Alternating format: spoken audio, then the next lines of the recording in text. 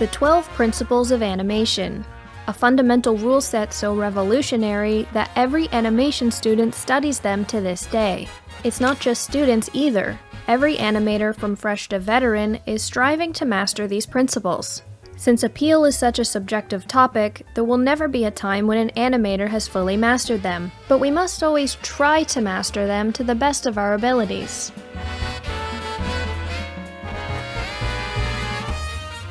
Animation can explain whatever the mind of man can conceive. This facility makes it the most versatile and explicit means of communication yet devised for quick mass appreciation.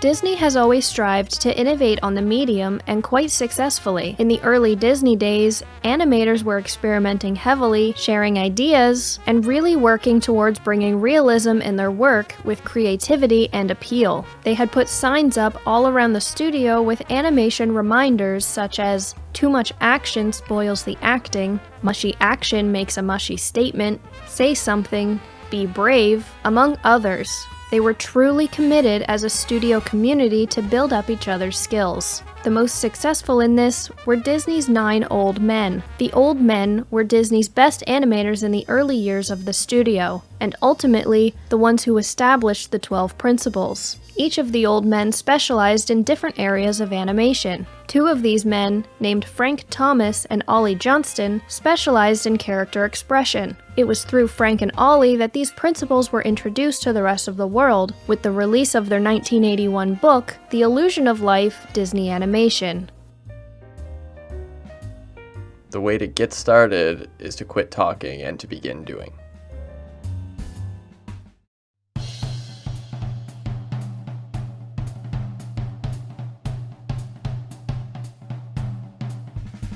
Squash and stretch. Not to be confused as squash or stretch. One cannot exist without the other.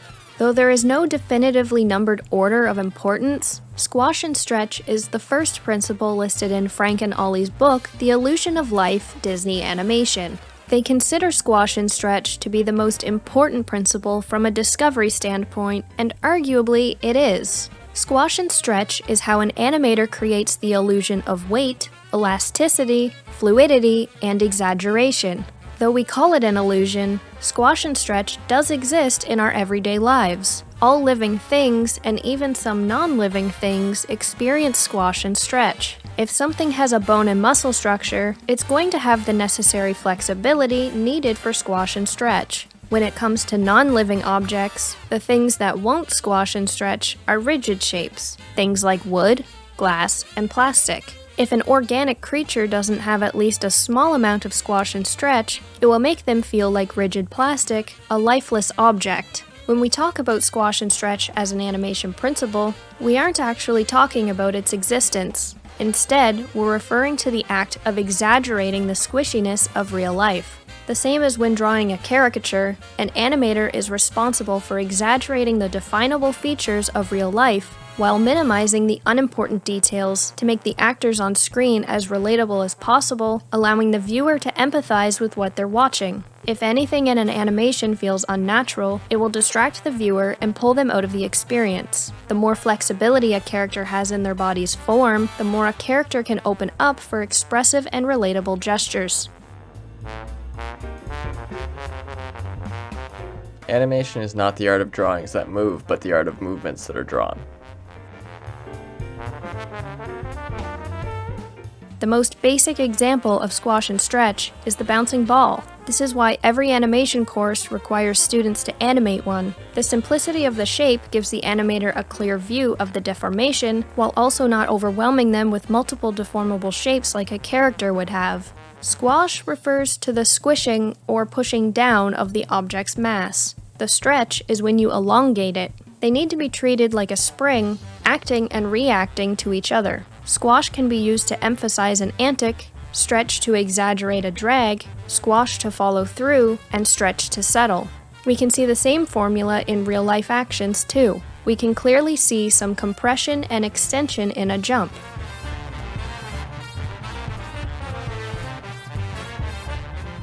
And even in a run.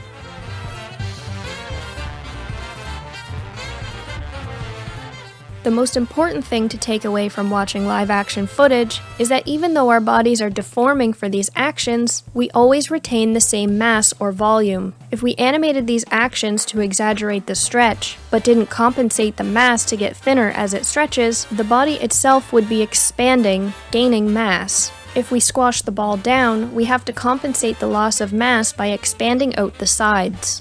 If we stretch the ball out and make it super long, we have to compensate by shrinking the sides. As unrealistic as this exaggerated squash and stretch might feel, the simple fact that it retains its original mass makes it believable. And if it isn't believable, well, that's a distraction. Frank and Ollie compared this principle to a half-filled flour sack. You can push it to its flattest shape and pull it to its longest. It's important to know when to apply squash and stretch and when to refrain. You wouldn't want all of your animation to be the same loosey-goosey flow. We need to consider the texture. Texture in both timing and animation style. This is something that needs to be developed over time, because just like all other principles, there's no set rules. Squash and stretch is more of a feeling than a formula. It helps us portray our movement's arcs to the viewer as well. Most rules are designed to be broken strategically, but one you should avoid breaking is squash and stretch always have to follow the action's arc, whether dragging behind to where the object used to be or stretching ahead to lead the action. If you want to get fancy and are tempted to break away from the arc, you have the option to instead give your squash and stretch a secondary arc.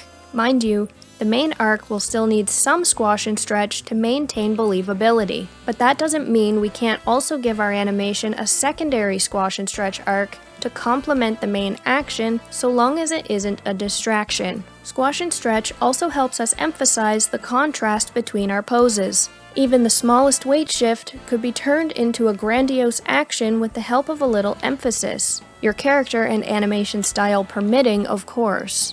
When it comes down to it, squash and stretch is everywhere. We see it in our busy day-to-day lives and in the media we wind down with at the end of the day. It's so ingrained in the back of our minds that unless someone pointed out its existence, there's a good chance we still wouldn't have a firm grasp on it to this day. But thanks to Frank and Ollie and the rest of Disney's old men, we have the opportunity to unlock its true potential. A person should set his goals as early as he can and devote all his energy and talent to getting there. With enough effort, he may achieve it, or he may find something that is even more rewarding. But in the end, no matter the outcome, he will know he has been alive.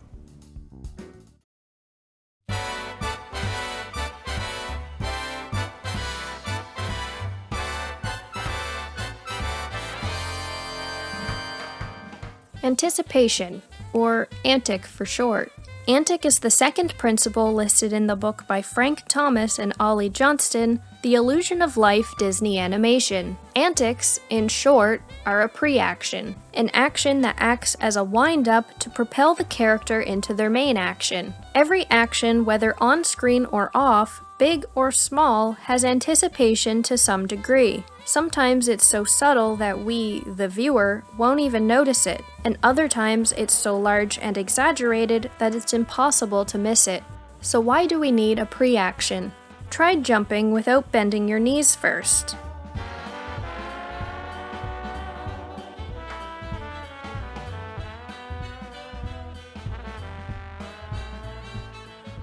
Or running without compressing your whole body first.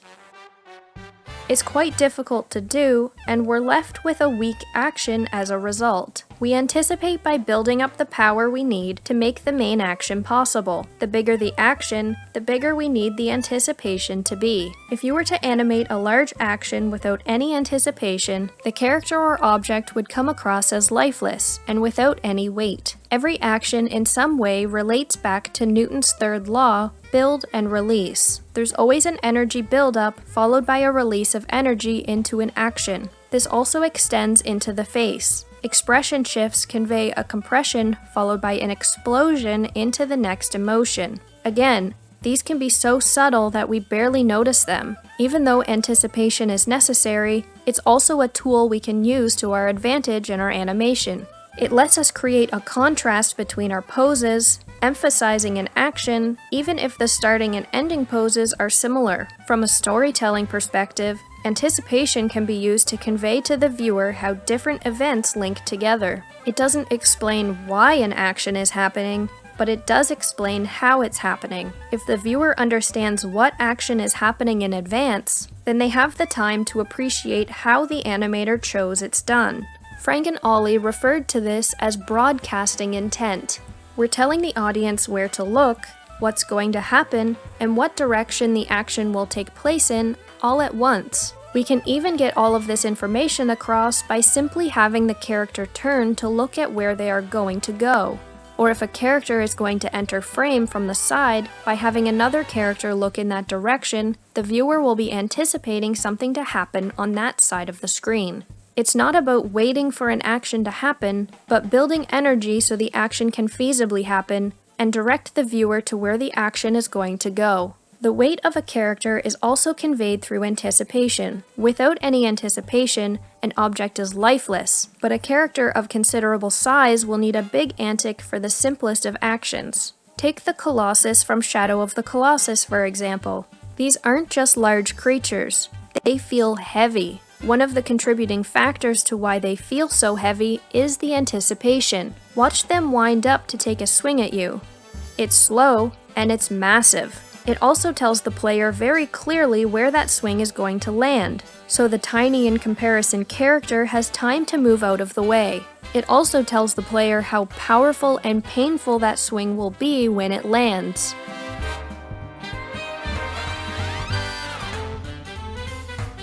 Laughter is timeless. Imagination has no age. Dreams are forever.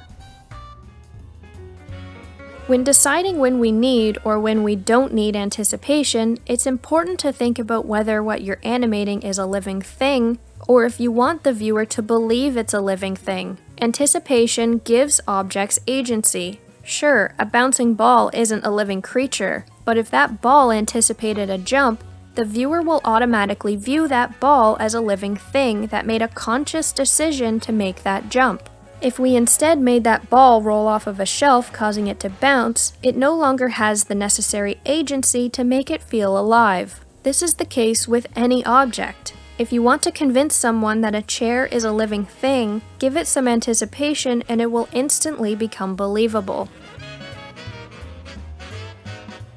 What seems real to the mind can be as important as any material fact. We live by the spirit and the imagination as well as by our senses. Cartoon animation can give fantasy the same reality as those things we can touch and see and hear.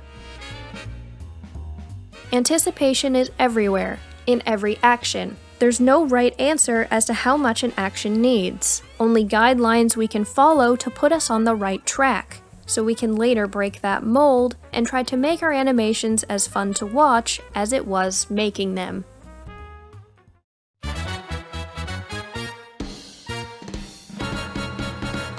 Staging is the third animation principle listed in Frank Thomas and Ollie Johnston's 1981 classic, The Illusion of Life Disney Animation. Staging is a very broad topic and is arguably the most intertwined with the rest of the principles, so it can be difficult to isolate staging to talk about without also diving into the other 11 principles to some degree. At the very least, I will be changing Principle 3 to be staging, clarity, and readability. Staging, clarity, and readability are all striving for the same thing: clear and appealing shots that direct the audience's attention to what you want them to see. The reason staging is so broad is because it applies to all aspects of the shot: camera position, focal length, character placement, prop placement, silhouette, posing, acting, lighting, color grading, composition, and even guiding the audience's eyes smoothly throughout the scene. So what does it mean to stage a camera? First, we need to understand the purpose of the shot. Are we showing off a big action or an emotion? A big action will warrant pulling the camera back for a wide shot, whereas with an emotional focus, the shot will call for a close-up. The word staging originates from an actual theater stage, so theater rules still apply. In theater, we don't have cameras to take advantage of, but the actors still have the job to convey their emotions not just to the people in the front row, but the people all the way in the back row. In order to do this, they have to exaggerate or overact. The person at the back won't see the tears running down the actor's face. But if the actor cries with their entire body, they'll be effective for the entire audience. We as animators have the same job with our cameras. The wider the camera angle, the broader the action has to be able to be read. In terms of animation, animators are actors as well. They are fantastic actors. They have to draw from how they feel emotionally about the beat of the scene that they're working on. They work collaboratively.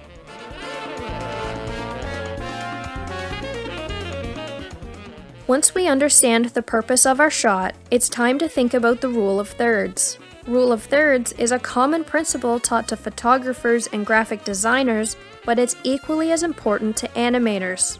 The rule of thirds is splitting up the frame both horizontally and vertically, so it's in 9 equal parts. The human eye doesn't naturally look to the very center of the frame, but instead to the 4 intersecting corners surrounding the center square. By keeping this in mind when staging the shot, we can cater to the natural flow of the audience's eyes, leading to an easier viewing experience. We can also observe this through the Fibonacci sequence, also known as the golden ratio, which paved the way for rule of thirds to be an adopted principle of modern art. The golden ratio came from a numerical series discovered by Fibonacci in the 11th century, which ended up representing a phenomenal arc observed all throughout nature and can be witnessed throughout iconic classical art, most notably the Mona Lisa. The golden ratio is referred to by many as the most pleasing arc to the eye. If the shot doesn't have the character's entire body in frame, we also need to think about where the camera is cropping them. Having the edge of camera land on a character's joints, like their neck, elbows, or knees, is a big no-no. This will make them feel amputated, which is a major distraction. Try to keep the camera halfway between joints or on one of the thirds. Silhouette is also a crucial part of the staging process. If you black out the characters and/or objects of your scene, how clear is your posing? Do objects overlap? Can you still read the emotion of the scene? Is the focus of the shot visible? Sometimes there's no way around it, but if you at least attempt to keep objects and gestures open and free from overlapping the body, you'll end up with a much clearer result. Each form should be distinct and fit the purpose of the shot. The clarity of your shot's purpose is more important than realism. At some point, you may encounter an instance where a character needs to look at another character or object, but it isn't appealing from the necessary camera angle. Since clarity trumps realism, it's more important to rotate that character towards the camera and feign their eye direction, even if in 3D space they couldn't possibly be looking in the right place. Always pose in favor of the camera. There should be a clear line of action visible in your camera. The more dynamic the line of action is in your posing, the more appeal your shot will have. Line of action both in posing and in your action's arc come back to guiding the audience's eye throughout your scene. Straight lines and smooth curves are easy for the eye to follow, whereas bumpy lines and harsh edges slow the eye down. If we're trying to smoothly guide the audience's eye through the scene, we can't sit next to them and explain where to look. We have to skillfully craft non-verbal cues to guide them. This means having one main action at a time and having any additional actions be complementary, not taking the attention away from the main action. Staging and clarity is also reflected in timing. Shots should be at least 3 frames long for the audience to be able to read it. Under 3 frames will feel like a confusing flicker and take the audience out of the experience. Side note, this is why smears are only 1 to 2 frames, so the audience can feel them without actually seeing them. If a new character or object enters the scene, unless it's a surprise, we should linger on it for a couple of frames to establish what it is before throwing it into the action. If the audience can't tell what something is, they'll be distracted thinking about it until it becomes clear. The better we, animators, do our jobs, the more invisible we become. The characters become the real ones.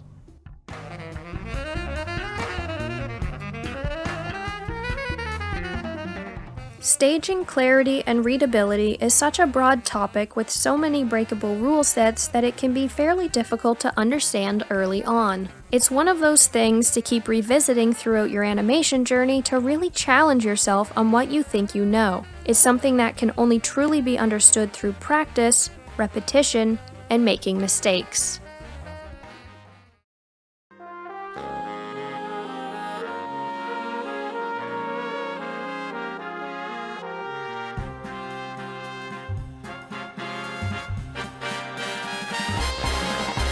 Pose-to-pose and straight-ahead animation are the fourth animation principle listed in Frank and Ollie's timeless book, The Illusion of Life Disney Animation. In truth, pose-to-pose and straight-ahead are more so animation methods rather than principles, but they are equally as important as the other principles nonetheless. Pose-to-pose is a deliberate workflow, whereas straight-ahead is instinctual. With straight-ahead animation, we would start with the first drawing in a scene and continue drawing each frame sequentially through the shot, feeling out the actions as we go. This create-as-you-go approach to animation is a lot like improv. It will always have a loose spontaneity to it and a natural flow that looks fresh and appealing. The downside to this organic workflow is that the more frames we draw, the further away we become from the initial drawing, and we're more likely to have the object or character's proportions get away from us, so the first and last frames of a sequence look completely different, and because we're feeling out the action rather than planning it, we won't necessarily know where the action will end up until it gets there. The pose-to-pose animation method is deliberate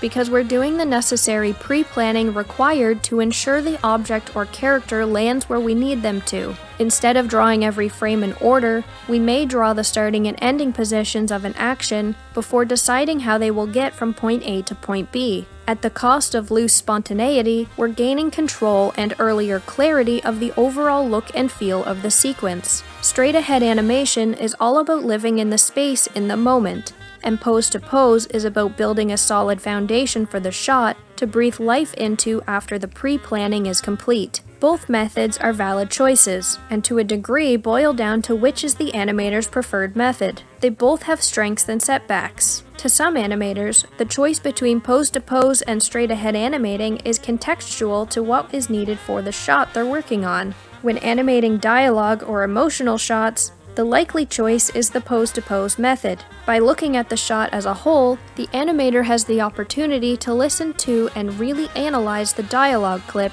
dissecting the highs and lows of the performance's energy, which can then be translated into strong, carefully crafted poses on the proper beats. These strong poses would be considered the shot's key poses, which can then be viewed in sequence to feel the flow of the shot's foundation, to spot mistakes in an earlier, easier to tweak state. The setback in this case is a result that feels tight and controlled. Straight ahead, on the other hand, is ideal for large, broad actions. These actions are naturally spontaneous and have a flow to them not easily achieved through the pose-to-pose workflow. By animating in this method, you may even surprise yourself where these actions end up, and the overall shot will be a more fun experience as a result. The setback in this case is you are less likely to have strong poses since you are focusing on the entire action at once.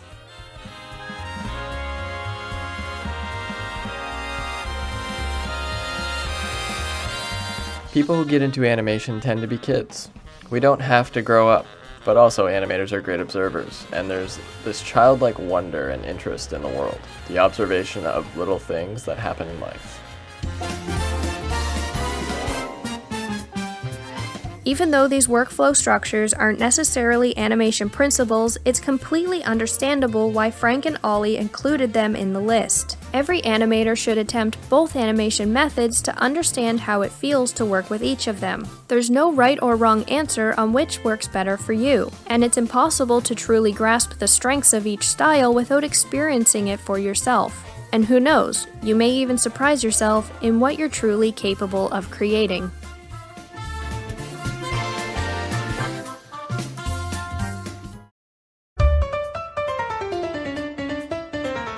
Follow-through and overlapping action are the fifth animation principle listed in Frank Thomas and Ollie Johnston's book, The Illusion of Life Disney Animation.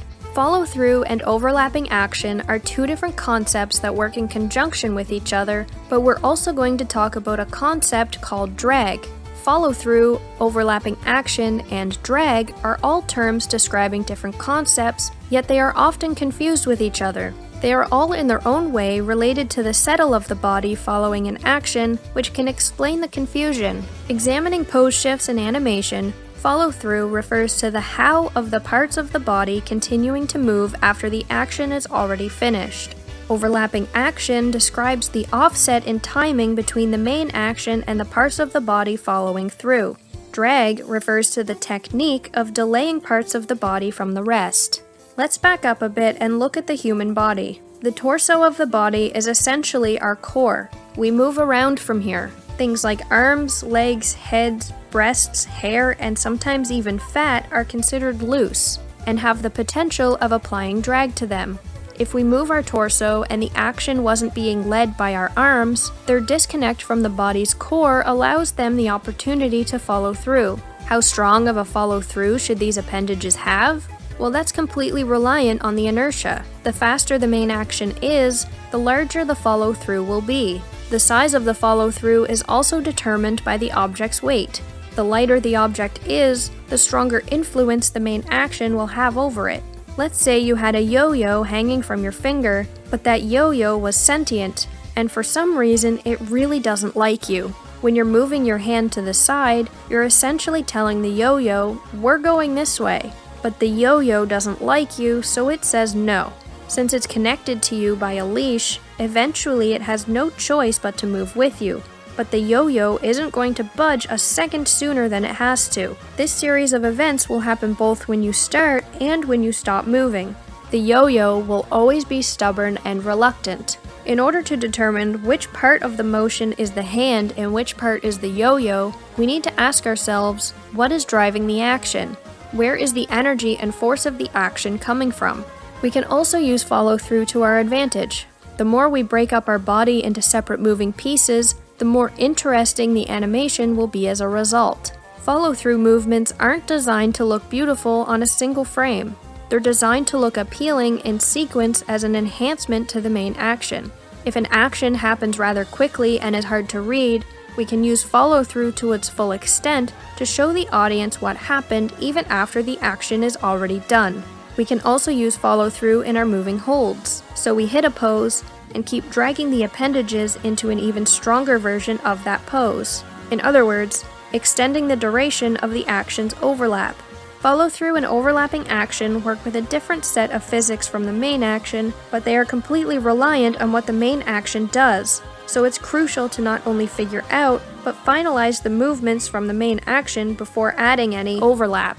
If you're struggling to figure out what to add follow-through and overlapping action to, or how it would move, put yourself in the mindset of the character and feel out the action. If all else fails, you can always shoot reference footage and watch it back to see it in action. The overlap of an action will get stronger the further you get down the chain. So if your character has a ponytail, the tip of it will move last and the furthest distance.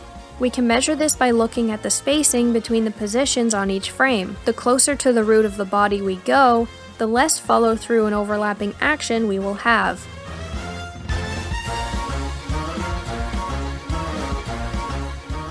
At first, the cartoon medium was just a novelty, but it never really began to hit until we had more than tricks, until we developed personalities. We had to get beyond getting a laugh. They may roll in the aisles, but that doesn't mean you have a great picture. You have pathos in the thing.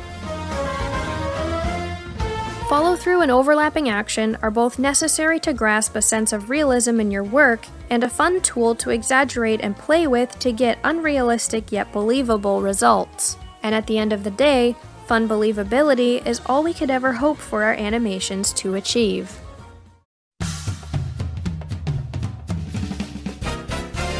Slow in and slow out are the 6th animation principle listed in the Illusion of Life Disney animation. Depending who you talk to, slow in and slow out can also be referred to as ease in and ease out. Slow in and slow out are common terms for 2D animators, whereas ease in and ease out are common among 3D animators. Easing in and out is all about accentuating your posing by playing with your key's spacing. Spacing is how far the object moves in between frames. The greater the distance, the bigger the spacing, and the faster the movement will appear to be. The less spacing or distance traveled between frames, the slower the action will be. If the spacing in between all of your frames is the exact same distance from each other, this is called linear spacing, which is very boring to watch and will feel like it was animated by a computer. By adding variation to your spacing, you will be breathing life into your characters and making your shots more interesting to watch. If timing dictates when something moves, then spacing dictates how something moves. To add slow in and slow out on an action, we're taking the linear spacing and shifting it around so we have less spacing surrounding each pose and more spacing in the middle of the transition to linger on our poses. Our timing stays the same, but the action appears to speed up and slow down. The poses we meticulously craft are more important information for the viewer than the transitions between them. They're prettier and more pleasing to look at. By reducing the spacing surrounding each pose, we're adding a gradual acceleration and deceleration on each pose shift, which is how we naturally move. We can't start moving at top speed without building up momentum first, which is gradual in nature. Think of a human's movements as a pendulum swing. The left side is pose A and the right side is pose B, with a constant fluidity of acceleration and deceleration. The amount of ease in and ease out you add to an action is something you can play with. There's no right or wrong amount, so long as it exists. If you break it down to a science and use the same formula on every transition, your animation will come across as samey and boring. It's something that should be assessed and experimented with on a transition-to-transition basis.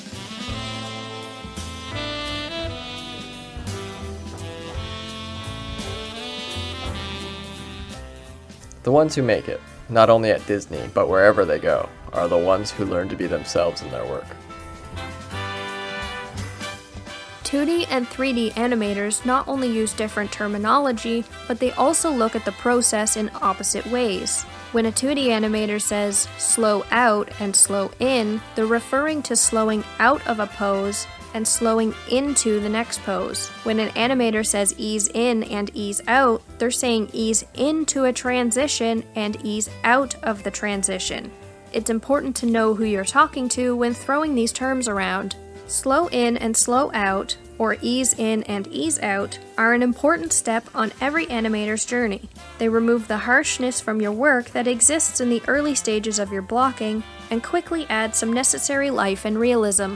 They help to accentuate your poses and smooth out the overall flow of the animation. It's easy to play with, so experiment and see what new heights you can bring your work to.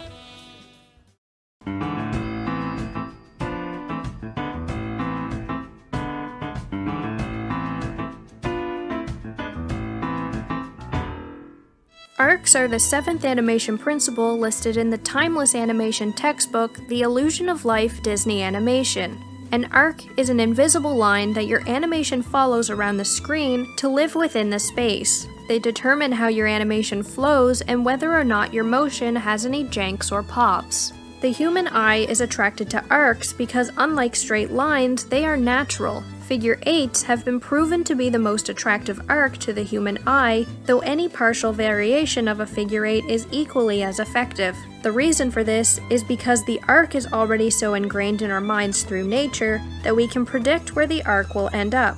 When the audience understands ahead of time through instinct where the arc is going to go, they no longer have to focus on the what or the where an action is going to end up, so they can instead focus on and appreciate the how that was crafted by the animator. By deviating out of an arc, the audience will start wondering what is happening, which will pull them out of the experience. If the goal is to captivate the audience, pulling them out of the experience is the last thing we want to do. If any single part of the body deviates from the motion's arc, it will feel jarring and wrong unless it was given a secondary arc.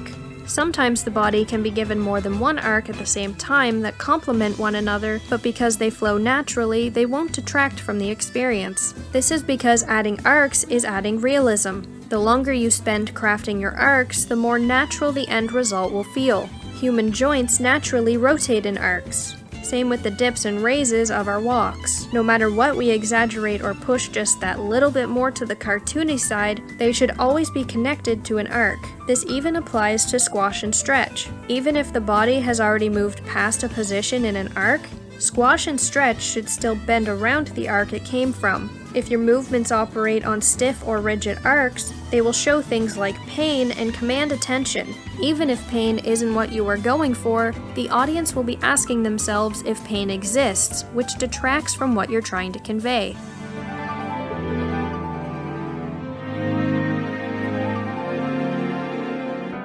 Our heritage and ideals, our code and standards, the things we live by and teach our children, are preserved or diminished by how freely we exchange ideas and feelings. So what does this mean for your everyday workflow? Always take the time to track your arcs, especially when using inverse kinematics or IK in 3D. These rig setups move linearly and take some extra finesse to look natural. Tracking your arcs can sometimes be a lengthy and tedious task, but it's a necessary one. If the viewer is paying more attention to the path your animation is moving in rather than being captivated by the experience, something isn't right and needs to be investigated. Arcs are a principle that may make more sense over time, but should never be forgotten about. Every animator from student to veteran needs to consciously be thinking about their arcs throughout the entire animation process to ensure their work is fluid, fun to watch, and the best version a shot can be.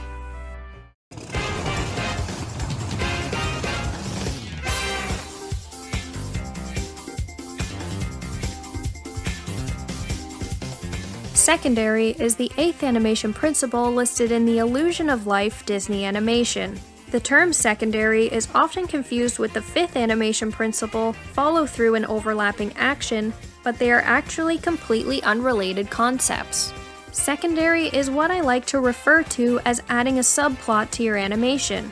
Time and time again, we see animators creating shots of a character delivering a line of dialogue to the screen. They may have an emotional connection to what they're saying, and they may even be animated beautifully, but that's the extent of the depth given to the shot. In real life, this usually isn't the case. Human brains are all over the place. Even if the main point of a shot is delivering a line, a real person would be thinking about or doing something else at the same time, something unrelated to or may even be considered unnecessary for the purpose of the shot, but makes it interesting to watch and adds that extra hint of realism. Secondary animation is where we really dive in to figure out who the character is as a person.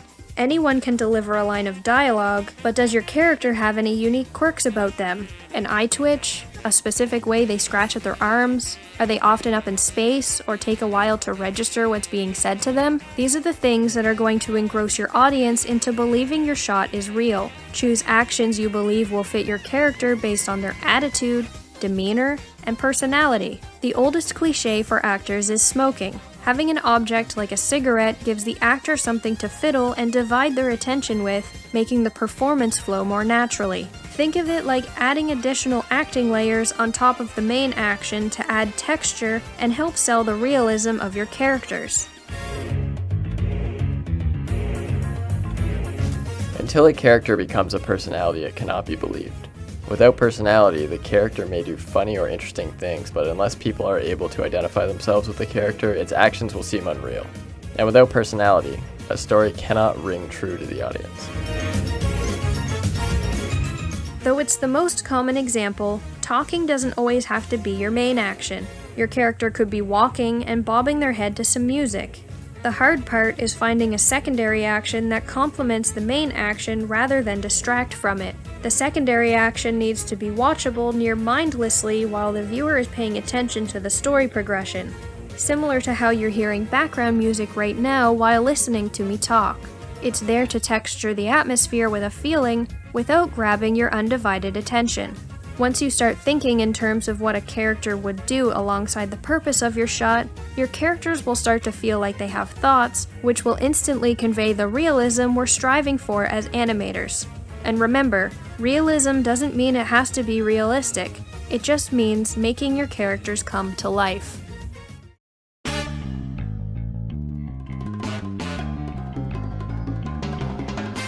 Timing is the 9th animation principle listed in the timeless classic, The Illusion of Life Disney Animation. Not only is timing the most fundamental of the animation principles, but it's also the reason we animators have jobs that can't be taken over by computers. Animation is a time-based art. And though having strong poses are very important, everyone has the capability of making a pose A and a pose B to some degree. Timing refers to how the animator decides pose A gets to pose B in an interesting way. I used to think that animation was about moving stuff. In order to make it really great, you bounce it, squash it, stretch it, make the eyes go big. But as time went on, I started loving animating a character who had a kind of burning passion in her heart. Suddenly animation became for me not so much about moving stuff as it was about moving the audience. If animation was simply moving objects across the screen, my cat would be an animator. But despite how much I wish she'd get a job, it's a little more complicated than that. If we let the computer decide how each pose transitions to the next, our timing will have even spacing and appear flat. Spacing refers to the distance an object travels in between frames. When a computer applies even spacing, it's making every frame an equal distance from each other for the entire duration of the transition. This is boring because it's predictable in an unnatural way. Not only do humans have sporadic timing in real life, but we also crave rhythm in what we watch and do. Even if we can't hear any music in our shot, we should be able to tap out a drum beat to it to show changes in timing. Our timing will be the speed and tempo of the beat. When done well, this drum beat should feel a bit sporadic and always be changing. If the energy is high, the drum should beat faster, and if the energy is low, the drum should beat slower. This is how we add texture to our timing. If an action is happening quickly, we would add a greater distance and spacing between our frames to make it feel like we've moved further across the frame in a shorter period of time. If an action is supposed to feel slow, we would barely add any spacing between our frames, making it take much longer to travel the same distance. I think a good study of music would be indispensable to the animators. A realization on their part of how primitive music is, how natural it is for people to want to go to music, a study of rhythm, the dance, the various rhythms enter into our lives every day. I mentioned earlier that timing was the biggest reason animators have jobs. This is because timing conveys so many different things to the viewer. When determining a character's timing, we have to take into consideration the size of the character, who the character is, and what the character's mood is. If they are excited or startled, the timing will be faster, but if the character is tired or sad, the timing will be slower. When it comes down to a character's size, contrary to belief, a large character has the ability to move fast, given enough antic and momentum to pull it off. What they can't do is change direction quickly. Take a look at Shadow of the Colossus, for example. The Colossus are not only massive, but they feel massive. Why? Because the animators successfully made them feel that way with timing. When a Colossus winds up to take a swing at the player, feel how long it takes for them to move into that position. When the actual swing takes place, it's actually a pretty swift action. But it took the entirety of that wind-up to make the swing believable. That's because heavy characters need to build up a lot more momentum to reach the speeds of lighter characters. Just remember that in this situation, the Colossus are out to kill you, which means that this is the fast timing they are able to do. When an enemy is not in sight to excite them, the Colossus would have even slower timing than this. Timing is what sets each character apart and makes them who they are, so it's something we should always have fun with. Using the wrong timing on purpose could add comedic timing for a moment or two. So play to the beat of your own drum and find what makes your characters unique and fun.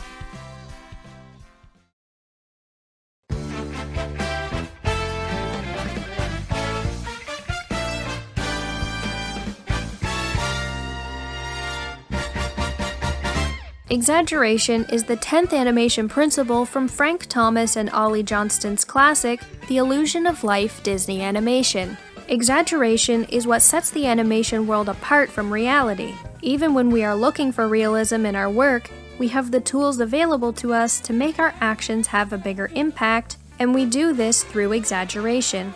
But what does it mean to add exaggeration? Well, we could be talking about exaggerating your poses, arcs, squash and stretch, or any other element of your movements. Exaggeration can be applied to all of the other principles to varying degrees. Adding exaggeration is just like drawing a caricature. By minimizing unimportant details and exaggerating what we want the viewer to focus on, we bring a sense of clarity to the overall piece that could have been glossed over otherwise.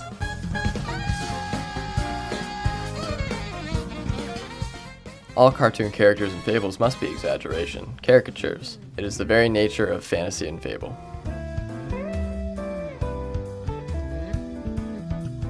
When exaggerating an action, we usually have some boundaries to take into consideration. Unless you are sculpting a smear frame, we need to stay proportionally and anatomically accurate. This is called staying on model. We aren't trying to distort the character, but convince the audience of what they see. If your character is happy, make them undeniably happy. Push your poses and arcs further than you think they should go and see how it feels. If it turns out that you pushed them too far, you can always dial it back later. It's much easier to dial something back than it is to push it further later. This also applies to facial posing.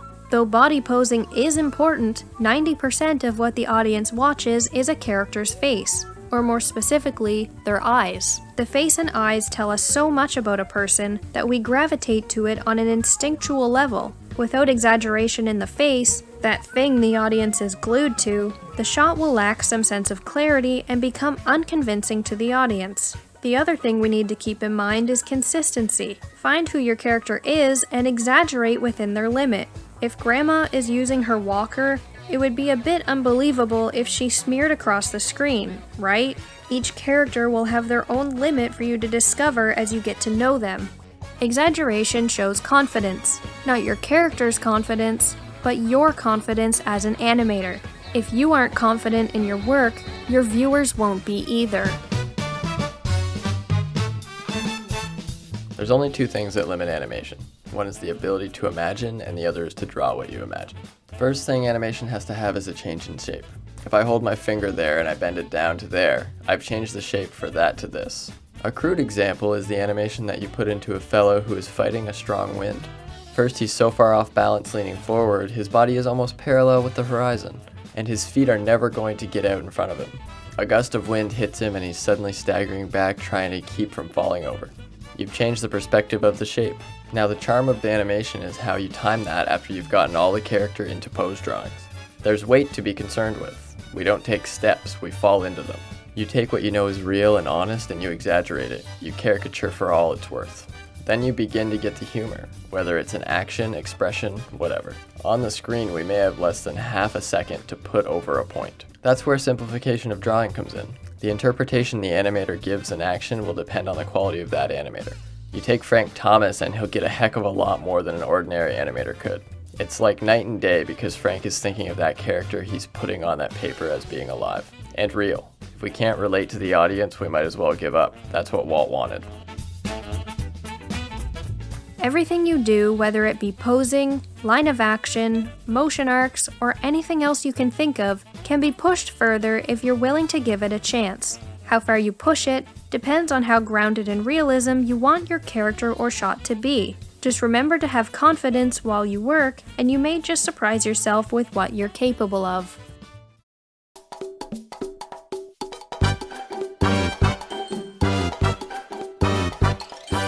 Solid drawing is the 11th principle listed in Frank Thomas and Ollie Johnston's book, The Illusion of Life Disney Animation. Judging by the name solid drawing, it would be easy to assume this principle only applies to the world of traditional animation, but in fact, the foundation of the solid drawing principle is relevant across the board. In order to talk about solid drawing, we also need to talk about consistency. The two concepts are so interconnected that they should actually be viewed as the same principle. Many beginning 3D animators will ask if they need to be good artists in order to be good animators. The short answer is no. The long answer is you don't have to be good at drawing, but you still need to draw regardless. By practicing your drawing skills, you're furthering your understanding of human anatomy, bone and muscle structure, weight, balance, and even the body's range of motion. The end results don't have to look good, and you certainly don't need to show anyone. Just getting outside and drawing from life will act as knowledge deposits to your brain bank, which you can withdraw at any time while animating.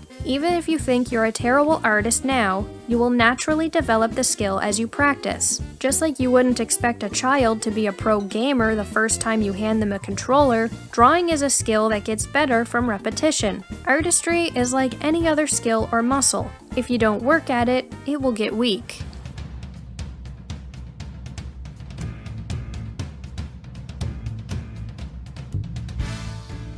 I don't mean to say that I'm all these things, but I try.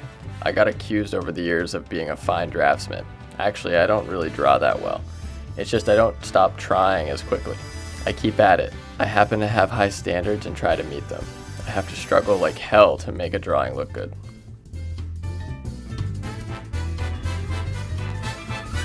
Everything, whether 2D or 3D, can be reduced down to basic 3D shapes. Even when drawing in 2D, our characters should feel like they have a full third dimension to move in. When reducing a character to basic shapes, we wouldn't reduce the face to a circle, but a sphere. The simpler we can make the shapes, the more clarity both the animator and the viewer will have of the bigger picture. These basic shapes will help the 2D animator maintain consistency with the character's proportions, an issue not really seen in the 3D world. What it will help for 3D animators is tracking the weight, balance, and range of motion, something useful across the board. The other side of consistency is consistency of character. Animation styles are based on rule sets, like snappy or floaty. If a character is known to act a certain way and we break consistency to give them an unnatural action based on the rule set, all of a sudden that character won't feel like themselves anymore. Even when exaggerated, it needs to be believable. Animation, no matter how cartoony, is based on real life. And the way to get a grasp on the real world's rules and limitations is by studying the outdoors and trying to recreate it on paper. Even if it turns out looking terrible, the lessons you learned at the end of the day will put you on the path to become the best animator you can be.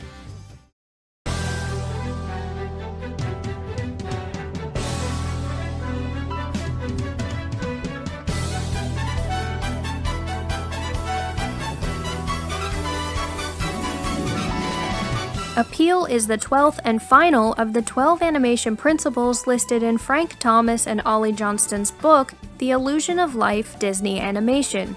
Appeal is the perfect way to end the principles because everything boils down to it. Appeal doesn't necessarily mean that something is pretty, but that something is interesting to look at. This makes appeal the most subjective of the animation principles. Beast, from Beauty and the Beast, is not pretty, but he still has appeal. The same goes for enemies or villains. Prettiness can certainly be used to add appeal, but appeal can also be achieved using dark imagery or grotesque elements. Appeal is something to always strive for, to make the overall shot something the viewer actually wants to watch. Just like with the 10th principle, exaggeration, appeal is an all-encompassing concept that can be applied to every aspect of the shot.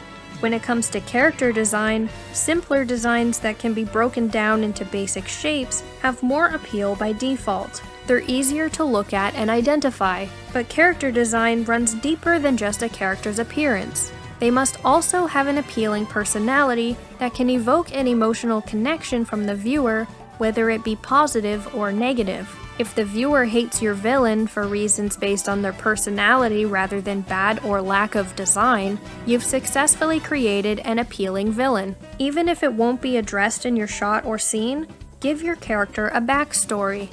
This will define who your character is and why they chose to do certain things. The more you understand your character, the easier it will be for you as the animator to project yourselves onto them, animating with a real empathetic connection drawn from your own life experiences that will in turn make your characters feel that much closer to being real. And feeling real gives an immense amount of appeal. Next in appeal is composition. How clear are your silhouettes? Are you watching out for the rule of thirds or the Fibonacci sequence to draw the eye to what you want the audience to focus on? Does your lighting set the proper mood? And is your camera angle showing all of the important information without any extra fluff muddying up the image? Once you've thought about all of these things, you should have a decent setup for an appealing shot. The next thing to do is to animate it. The biggest way to achieve appeal in your animation is through clean, exaggerated flowing arcs. Every part of the body has its own arc. Sometimes their actions are connected, and sometimes the arcs are complementary yet separate. Anytime the eye views a sharp edge, whether that be looking at a character's design or a motion arc, the eye slows down in a jarring way because it's an unpredictable flow.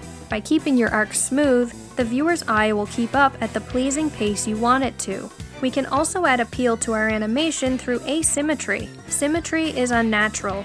Even the human face has minor differences between the left and right side. Because it's unnatural in nature, it diminishes our basic appeal. Breaking up our poses to complement the overall line of action will add a lot for very little. The same thought process can be applied to all of the other animation principles. When it comes down to it, what we strive for as animators is to create something that appeals to our audience. Keep this in the back of your mind as you continue learning, and you may just discover new reasons for appeal for yourself.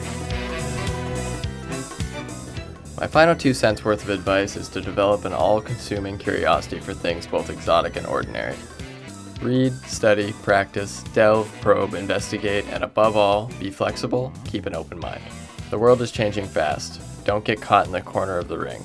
Keep moving and have fun. Take it from me. It's worth it.